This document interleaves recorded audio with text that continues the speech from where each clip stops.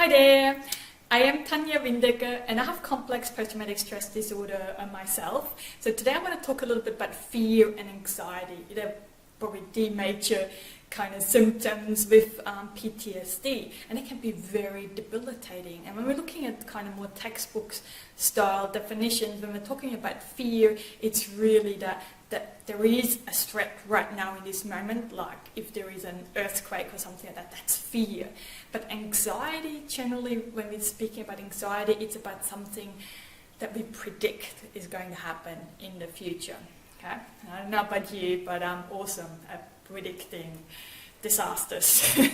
And it has not been helpful for my health at all, okay, because it does really work us up. It puts us at edge, it makes us more likely to be triggered, it gets us outside of that window of tolerance I always talk about there.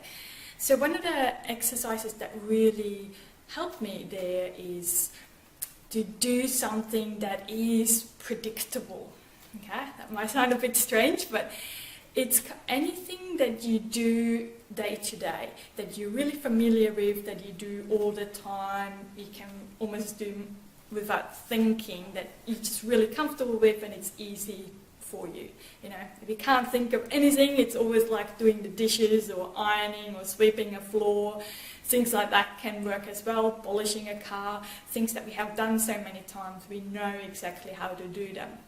For me, I just always loved doing puzzles as well, putting the pieces together, or Sudokus, colouring in, knitting, gardening, things like that. Okay, I don't know what it is for you. That could be something totally different, and please share down below. I'm always happy to hear what you guys use to help yourself to feel that you're actually in control in this very moment, so you can get yourself back down. Because the anxiety is always, for me, it was always about anticipating something that could help me to come back down and remind myself, okay, in this moment everything is safe. You know, I'm in a safe environment and my reaction is actually totally out of proportion. And I remember at one workshop we always talked about the 90-10 reaction, like 90% of my emotions about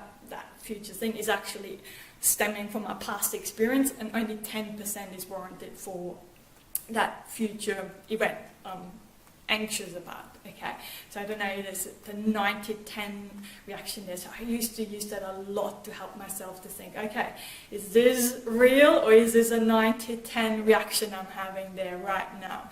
So I hope that kind of helps you too, to, in a way, to intellectualize our anxiety a little bit. It's not a fix, you know, and as I said initially, when I was first diagnosed, I was always anxious. There was no calm period, and actually had to talk this through in workshops and in therapy to come up with ideas that I could do to help myself to come back down. I couldn't actually do that by myself, but now I can catch myself rather quickly and bring myself down. So we can improve that, that's the main thing. So please keep that always in mind. Our brain has tremendous capacity to change.